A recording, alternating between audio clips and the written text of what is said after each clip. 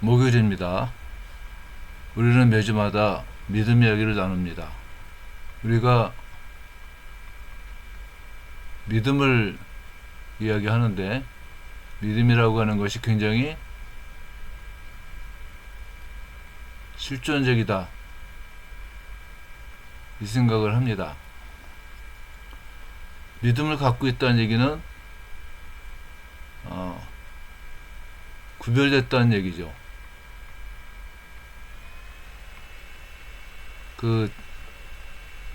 우리나라 이야기 가운데에서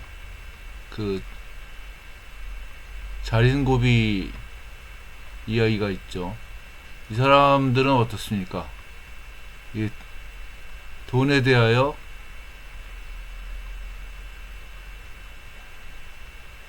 구별된 삶을 사는 사람들이에요. 그러니까 엄청나게 구두쇠 노릇을 하는 겁니다.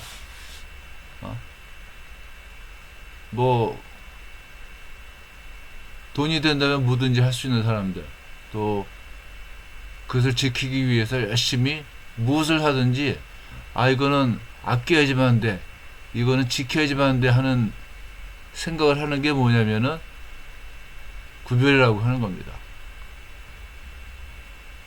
그러니까 우리가 예수 그리스도를 믿는다고 한 얘기는 무슨 얘기냐면은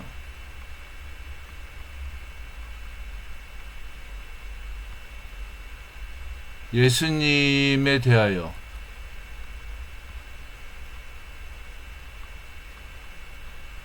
구별됐다고 생각을 하는 겁니다. 그래서 마치 자린고비가 자기가 갖고 있는 물질을 지키고 또 더 많은 것들을 쌓아놓기 위해서 세상과 구별된 것 같이 예수 그리스도에 대하여, 또 예수님을 믿는 방식이 무엇인가를 열심히 연구하고, 또 연구하기 위해서 어떻습니까? 성경을 묵상하고 하는 그런 일들을 끊임없이 하는 사람들이라는 거예요. 또 어떠냐? 예수 그리스도를 기쁘게 하는 사람을 살려고 노력을 하는 사람들. 이 히브리서 11장 6절에서 얘기를 하는 것 같이 믿음이 있는 사람들의 모습이라고 하는 거예요. 그래서 이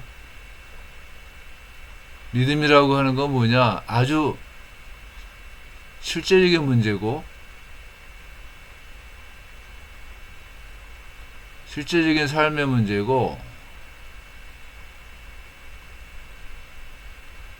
그 실제적인 삶의 문제를 구체화시켜 놓은 것이 뭐냐면은 구별됨이다, 이렇게 얘기를 하는 겁니다. 특별히 레위기에서는 거룩하라고 하는 얘기를 많이 합니다. 근데 이 거룩이라고 하는 거는 구별됨을 얘기를 하는 겁니다. 광야에서 성막을 중심으로 산다는 거는 뭐냐? 구별된 삶을 사는 거예요. 왜 그러냐면은 이스라엘 사람들은 40년 동안 광야에서의 삶을 살면서 세상 사람들이 모르는 하나님이 주시는 만나를 먹었고, 또한 하나님이 주시는 물을 마셨어요. 그러니까 이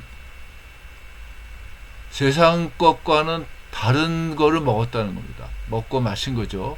그리고 그뿐만이 아니라 출애굽기 40장에 봐보면은 구름이 성막 위에서 떠오를 때에는 이스라엘 자손이 그 모든 행진하는 길에 앞으로 나아갔고, 구름이 떠오르지 않을 때에는 떠오르는 날까지 나아가지 아니하였으며, 이렇게 이야기를 합니다.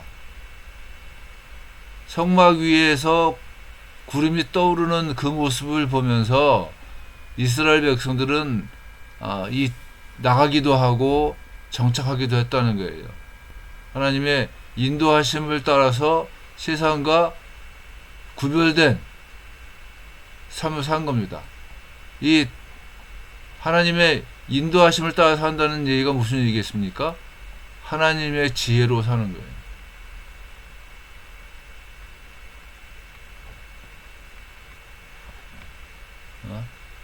그러니까 어떻습니까? 하나님께서 베푸시는 만나를 먹고 하나님께서 주시는 물을 마셨고 또한 하나님의 지혜로 살았다. 세상과는 완전히 뭡니까? 구별된 삶이에요. 이것이. 구별된 삶을 위해서 이스라엘 사람들이 해야지만 되는 게 뭐냐면 정결을 유지하는 거다 이렇게 이야기를 한 겁니다. 지난주에 우리가 얘기했습니다마는 성막이 여기 이렇게 있으면은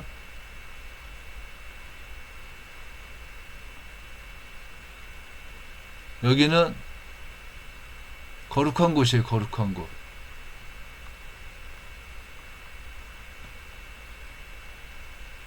여기서부터 이스라엘 백성들의 그 진영까지 이게 쭉 나갈 테니까 이 이스라엘 백성들의 진영은 정결한 곳이어야지만 돼요. 그리고 진영 밖은 이게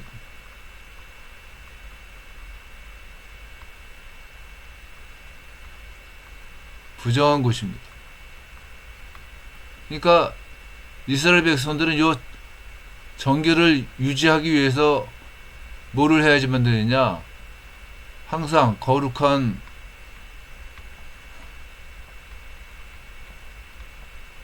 긴장을 하면서 할 수밖에 없다는 겁니다. 혹시라도 뭐 쥐라든가 뭐 아니면은 지네라든가 뭐 이런 것들이 혹시라도 뭐 있지는 않았는가, 뭐 밟지는 않았는가, 항상 주위를 살피면서 살아야지만 되는 겁니다.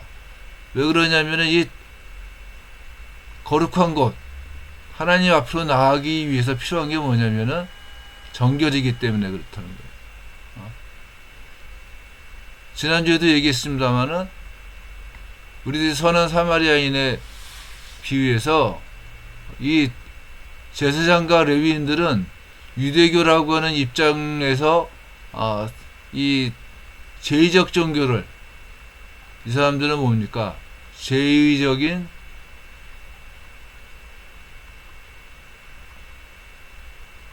정결을 지키려고 노력을 한 사람들이에요. 율법적인 정결을 지키려고 한 겁니다. 이 사람들이 생각을 할 때는 항상 이쪽에 있어야지만 되는 거예요. 이스라엘 사람들이라든가 특별히 제사장과 레위인들은 이 거룩한 곳 가까이 있는 사람들이기 때문에 특별히 뭐냐면은 정결을 지키기 위해서 애써야지만 된다고 하는 겁니다. 그러나 예수님께서 얘기하시는 건 뭐였습니까? 율법적인 정결, 제의적 정결이 아니라 하나님의 백성으로서의 삶을 얘기를 했다는 겁니다. 바꿔 말하면은 참된 정결이라고 하는 건 뭐겠습니까? 계시 의존적인 삶을 사는 거예요.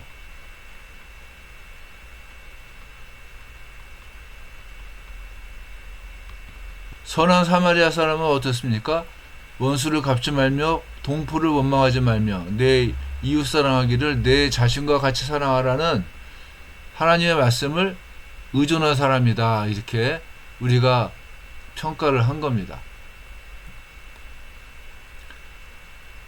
이 계시 의존적인 삶, 즉 참된 정결을 지키기 위해서 어떻게 살아야지만 되는가 할 때 예수님께서는 산상수훈을 말씀을 하시면서 의를 얘기를 하십니다.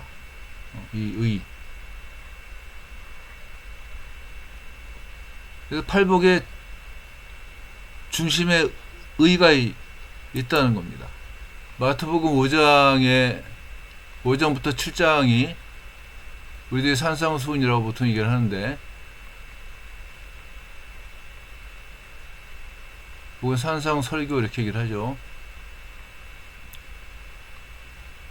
마태복음 5장 3절부터 12절까지가 우리가 팔복이라고 보통 얘기를 하는 이야기가 나옵니다. 저는 개인적으로 팔복이라고 하는 말보다는 하나님 백성들의 성품이라고 생각을 하는데, 이 팔복의 구조가 어떻게 되냐면은, 제일 처음에는 마음이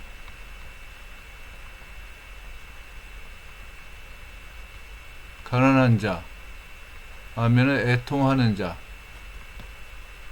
온유한 자, 이렇게 나옵니다. 그리고 이것들이 합쳐져서 가난함과 애통과 온유함이 합쳐져서 의로 나옵니다. 또 마음이 가난하다고 하는 얘기는 긍휼히 여김을 받는 자,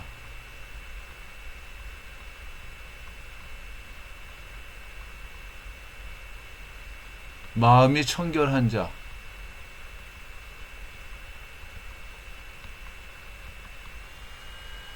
화평케 하는 자, 이렇게 가지고 연결이 되는데, 이것들도 어떠냐면은 다 의라고 하는 말로 귀결이 되는 겁니다. 그래서 이제 어떻게 되냐면은, 이쪽으로 봤을 때는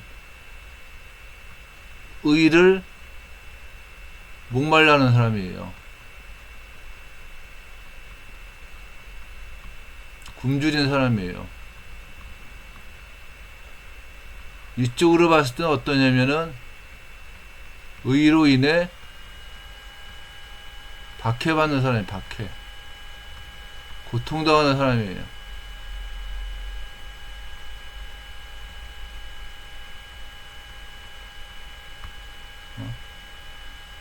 그렇다면 이 의라고 하는 건 뭐냐? 우리가 보편적으로 생각할 때 이 의라고 하는 거는 하나님과 나하고의 관계예요. 하나님과 나하고의 관계, 온전한 관계 얘기를 하는 겁니다. 그래서 팔복의 이 핵심은 의일 수밖에 없는 겁니다. 의는 하나님과 온전한 관계를 갖고 있는 거예요. 그래서 이 온전한 관계를 갖고 있는 사람들의 특징이 뭐냐? 의를 목말라 하고 굶주려 하고, 의로 말미암아서 박해도 받고 고통도 받을 때 기뻐할 수 있는 사람이잖아요.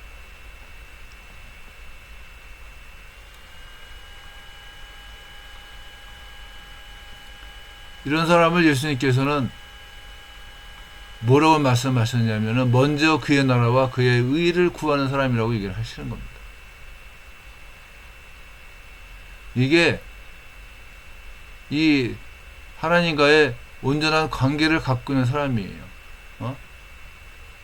그래서 거룩이라고 하는 것이 하나님을 위한 구별된 삶을 사는 거라고 얘기를 한다면은, 의는 어떻습니까? 좀 더 발전을 해서 하나님과의 온전한 관계를 유지하고 지키는 거예요. 굉장히 발전한 겁니다. 그래서 구약적인 입장에서는 거룩하라 그렇게 말씀하셨지만은, 신약으로 넘어와서 예수님께서 하시는 말씀은 뭡니까? 의로운 사람이더라는 겁니다. 의에 대해서 목마르고 굶주리는 사람, 의로 말미암아서 박해를 받을 때 기뻐할 수 있어야지만 된다고 얘기를 하시는 이유가, 그 구별되었음에 대한 핵심이 의로 드러나기 때문이다, 이렇게 얘기를 할 수가 있다는 겁니다. 그래서 가난한 이유는 뭐냐면은, 하나님과의 온전한 관계를 유지하려고 하는데, 그리고 또한 하나님의 뜻을 이루어 가기를 원하는데, 그 뜻을 이루지 못하는 자신의 부족함 앞에서 가난함을 느끼는 거예요. 이 가난함이 뭐가 되는 겁니까? 애통함으로 바뀌는 겁니다. 그 부족함으로 말미암아서 애통해 하고, 그 애통함으로 말미암아서 온유해지는 겁니다. 온유하지 않은 사람들은 대부분 다 어떠냐면은, 교만한 사람들이에요, 사실은. 여기서 얘기하는 온유라고 하는 거는 뭐냐면은 야생동물을 길들여서 주인의 뜻을 따라가게 된 그 상태를 얘기를 합니다. 그래서 야생마 같은 모세를 하나님께서는 부르셨고 또한 함께 하심으로 말미암아서 모세를 평가할 때 민수기에서 뭐라고 얘기합니까? 이 사람 모세는 온유함이 지면의 모든 사람보다 더하더라 이렇게 얘기를 하고 있지 않습니까? 부드럽다는 뜻이 아닙니다. 모세도 화를 냈고 막 했잖아요. 또 온유하다고 하는 것이 무슨 이 젠틀하다고만 하는 것을 얘기를 하는 것도 아닙니다. 여기서 얘기하는 이 모세는 온유함이 모든 사람보다 더하더라 하는 말은 무슨 뜻이겠습니까? 하나님의 말씀에 100% 뭡니까? 순종하는 사람이었다는 거예요. 가난한 사람들은 어떻게 합니까? 긍휼의 여김을 받을 수밖에 없는 거예요. 정말 나는 하나님 앞에 충성하고 싶은데 능력이 없습니다. 하나님 하고서 엎드러질 때 하나님의 긍휼하심을 받을 수밖에 없지 않습니까? 또 그 애통하는 사람들은 어떻습니까? 애통하는 사람들은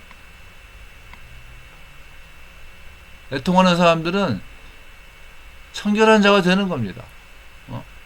온유한 사람은 또 어떻습니까? 화평케 하는 자가 되는 거예요. 이런 관계 가운데에서 하나님께서는 온유한 사람을 찾고 있었다고 하는 겁니다. 때문에 이 구별되었다고 하는 것은 무슨 뜻이냐? 이 의라고 하는 이 하나님과의 온전한 관계에 목말라 하고 그 관계를 지키기 위해서 어떠한 그 박해라든가 아니면 고통도 감사할 수 있는 그 상태에 있는 사람들이 어떤 사람들이냐? 하나님의 백성이다 이렇게 얘기를 하시는 거예요.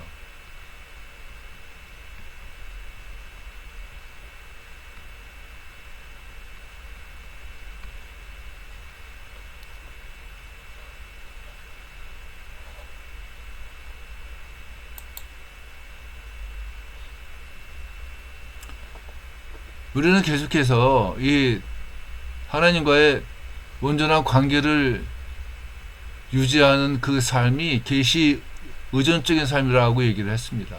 우리가 요셉을 얘기를 하는 이유 가운데 제일 큰 것이 뭡니까? 요셉은 꿈을 따라갔다는 겁니다. 근데 이게 꿈이라고 하는 게 뭐예요? 계시 아닙니까? 그래서 요셉이라고 하는 사람이 먼저 표현도 말을 했습니다만은 이 아들에서 노예로 팔리죠. 또 어떻습니까? 죄인으로 살다가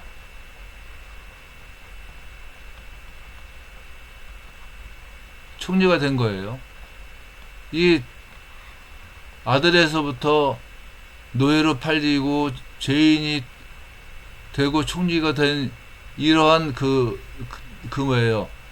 삶 전체를 이끌어가는 핵심이 뭐냐? 요셉의 꿈이에요, 요셉의 꿈. 이 꿈을 갖고 요셉은 노예로 팔리기도 하고 죄인으로 살기도 했고 총리로서의 삶도 살았다고 하는 거예요. 그것 때문에 요셉은 하나님의 섭리를 이해를 하는 거예요. 그래서 형제들을 용서해 줄 수 있는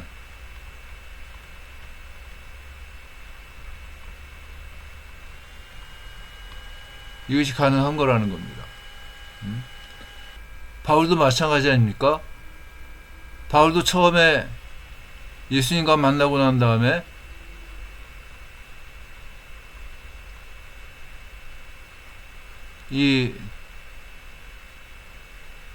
안 보여서 이 아나니아를 찾아가지 않습니까? 그런데 예수님께서 아나니아에게 하신 말씀이 뭡니까? 바울은 어떤 사람이다. 이 사람은 내 이름을 이방인과 임금들과 이스라엘 자손에게 전하기 위하여 택한 나의 그릇이다. 그가 내 이름을 위하여 얼마나 고난을 받아야 할 것을 내가 그에게 보이리라. 이렇게 얘기를 하셨단 말이에요. 근데 바울은 이 말씀을 따라서 어떻게 했느냐? 일생을 살아가는 거예요. 예루살렘에서 잡혔을 때도 이유 없이 잡혀가지고서 고통을 당할 때에도 예수님께서는 그날 밤에 주께서 바울 곁에 서서 이르시되 담대하라. 내가 예루살렘에서 나의 일을 증언한 것 같이 로마에서도 증언하여야 하리라. 이렇게 말씀을 하셨고, 또 이 로마까지 갈 때 그 유리굴라라고 하는 풍랑을 만나가지고서 고통을 당할 때에도 예수님께서 바울에게 내가 가이사 앞에 서야 하겠고 또 하나님께서 너와 함께 항해를 하는 자를 다 내게 주셨다. 이렇게 말씀하셨고, 바울은 요 말씀들을 의지해서 복음을 위해 살았다는 겁니다.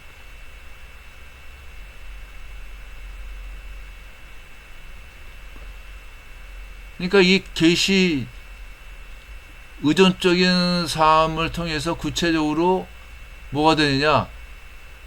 이 하나님과의 온전한 관계가 구체적으로 드러난다고 하는 겁니다.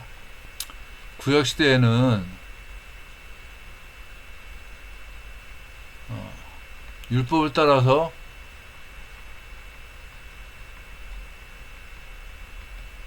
구별되는 삶을 살았어요.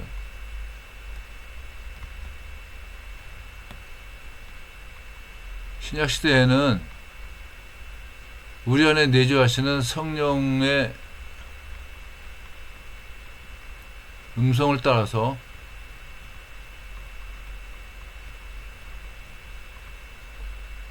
구별된 삶을 삽니다. 근데 율법을 따라 산다는 얘기나 성령의 음성을 따라 산다는 얘기랑 같은 얘기예요. 그래서 결국 뭐냐면은 그리스도인은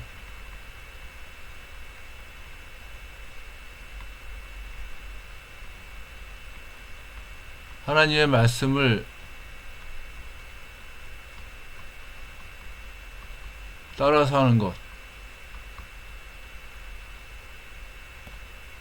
바꿔 말하면은 이 계시 의존적인 삶을 사는 것,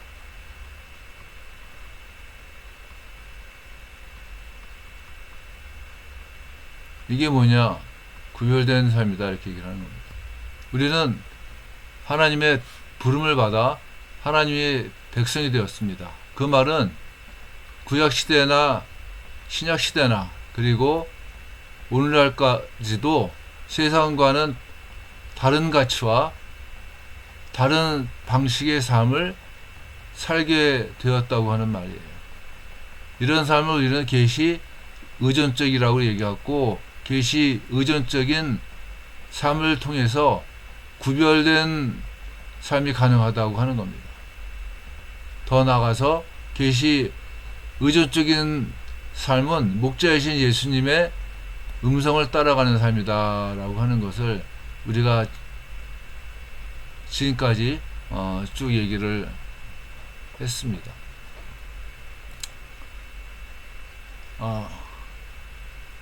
계시를 따라간다고 하는 것이 어떤 때는 요셉처럼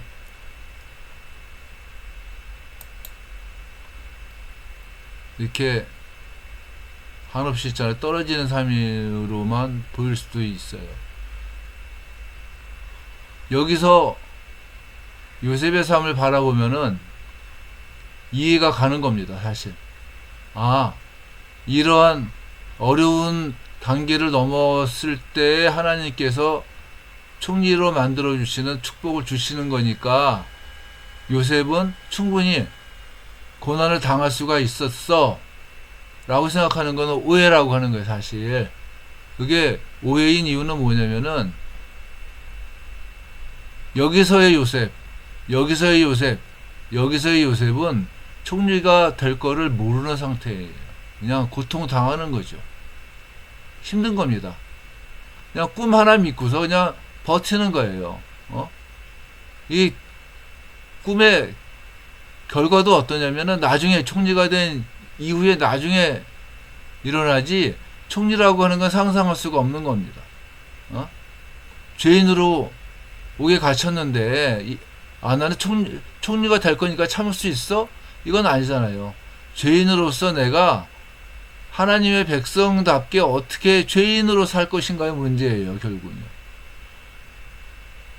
노예인데, 내가 죄인으로 떠질 것을 상상하지도 못했고, 총리가 될 거를 또한 상상하지도 못했을 거예요. 그냥, 요셉은 뭐냐? 내가 꾼 꿈 때문에 이 꿈을 믿고 의지하고 노예로 내가 충성을 다할 거야 라고 하는 겁니다. 그때 하나님이 요셉이랑 함께 하셨다고 얘기를 하는 거고, 그때 죄인으로 있었지만 하나님이 함께 하셨다고 얘기를 하는 겁니다. 총리가 된 다음에도 마찬가지입니다. 총리가 된 후에 형제들을 만날 거라고 생각을 했겠습니까? 모르잖아요. 그냥 총리로서의 역할을 다하는 겁니다. 하나님의 백성답게 꿈을 따라서 열심히 총리로서의 삶을 살아간 거예요. 근데 결과로 보니까 그 꿈이 맞았어. 하나님이 준 그 꿈이 이루어졌습니다라고 하는 그 삶을 창세기에서 우리들에게 보여주고 있는 거죠. 바꿔 말하면은 무슨 얘기냐면은, 우리가 계시를 의존해서 산다고 하는 것이 나의 삶을 그냥 하나님께 맡기는 삶이에요.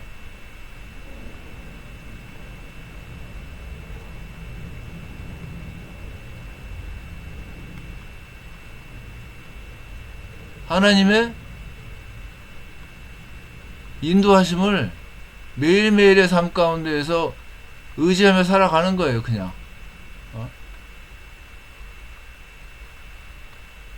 근데 나의 삶을 맡기는데 그냥 될 대로 되라, 뭐 이렇게 노래말 캐세라 세라 뭐 이런 것이 아니라 하나님이 나에게 베푸시는 꿈이 있다는 거예요. 그 꿈이 이루어질 수 있도록 나를 훈련시키고 어떤 하나님과의 관계를 맺고 어떤 하나님을 의지하면서 그 꿈이 나에게 이루어질 수 있도록 나의 삶을 하나님께 의지하는 겁니다. 그게 계시 의존적인 삶을 사는 거예요.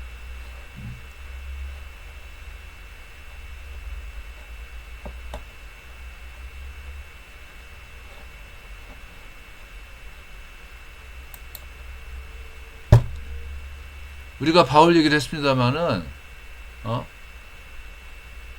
바울이, 이 음성을 듣고, 이것이 예루살렘에서, 옥중에서, 예루살렘에 약 12일 있었는데, 사흘 동안 옥중에 있었거든요. 근데 그때에 예루살렘에서 예수님이 하신 말씀인데, 로마에서도 증언하여야 하리라고 말씀하시고 난 후에 몇 년입니까? 3년 가까이를 옥중에 있는 거예요. 3년 동안 있으면서 이 말씀을 놓치지 않는 겁니다. 좌절할 때도 그랬고, 아그리빠를 만났을 때도 마찬가지고, 벨릭스에서 베스토로 총독이 바뀌었을 때도 마찬가지고, 야, 큰일 났다, 힘들다, 어렵다, 그 생각을 먼저 하는 것이 아니라 로마에서도 증언하여야 하리라는 말씀을 먼저 생각을 하면서 하나님과 함께하고 있음을 누리며 사는 것, 믿으며 사는 것이 뭐냐? 계시 의존적인 삶을 사는 거다, 이겁니다. 폭풍우 가운데서도 마찬가지예요. 바울이 폭풍우를 상하는 배에서 막 그냥 14일 정도를 막 그냥 휘젓고 다니면서 막 그 삶에 대한 소망이 없었을 때도 바울의 마음 가운데 있었던 건 뭡니까? 내가 가이사 앞에 서야 되면 된다는 거 아닙니까? 또 너랑 함께한 사람들을 다 내게 주셨다는 거 아니겠습니까? 이 말씀을 의지해서 풍랑을 이겨내는 겁니다. 그게 이 계시 의존적인 삶을 사는 사람의 모습이라고 하는 겁니다. 기도하겠습니다. 은혜로우신 하나님 아버지, 우리가 말씀을 의지해서 하나님 아버지를 바라보면서 승리하기를 간절히 원합니다. 우리가 사방으로 우겨쌈을 당하여도 낙심하지 아니하고 고통을 당하여도 소망을 잃지 않고 오직 하나님만을 온전하게 의지할 수 있도록 도와주옵소서. 모든 말씀을 예수님의 이름으로 기도했습니다. 아멘.